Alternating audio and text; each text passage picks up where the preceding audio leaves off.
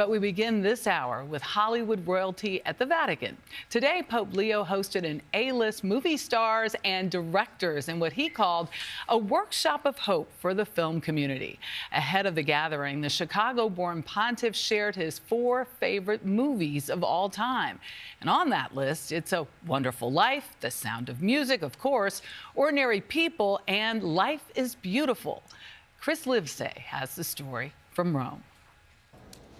Good morning. The Vatican is sharing the spotlight with Hollywood. It's become a common pairing here, faith and fame meeting in the middle to share a little bit of inspiration and just maybe a little bit of star power.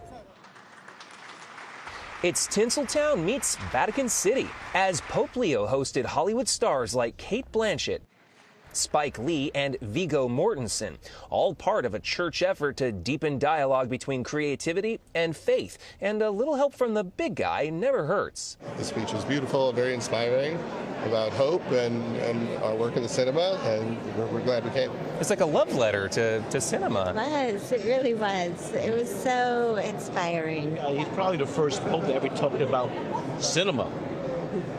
And the words were very, very moving. As filmmakers, he really charged us to, of course, filmmaking is about entertainment, but it's about including voices that are often marginalized. Ahead of the star-studded event, the American Pope did something quintessentially American. The Sound of Music from 1965 with Julie Andrews. He shared his favorite movies. The hills are alive with the sound of music. 4 classics spanning wartime courage, family, These are a few of my favorite things. grief, redemption, and love in the face of darkness. You see, George, you really had a wonderful life. What better time for the Vatican to release its own movie? This one, a documentary tracing the life of Robert Prevost from Chicago to Peru, all the way to St. Peter's.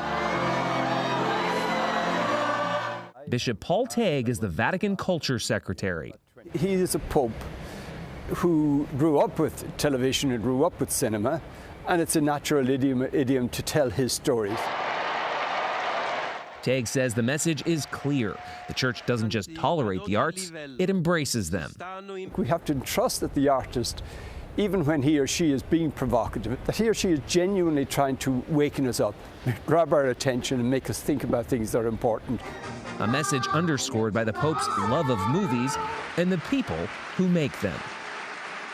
Now, Pope Leo is actually building on a tradition that was started by Pope Francis when he famously invited comedians here like Whoopi Goldberg, Chris Rock, and Jimmy Fallon. At the time, it was safe to wonder who needed the publicity more. And now with Hollywood back here in Rome, the same question may still apply.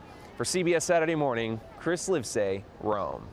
Never underestimate the power of the arts, and I like his movie choices. I know, me too. They're on my all-time list, but I'm just thinking about the power of bringing people together and community, and film does that, like, you know, sports, like, but these are important things to bring us together. No doubt.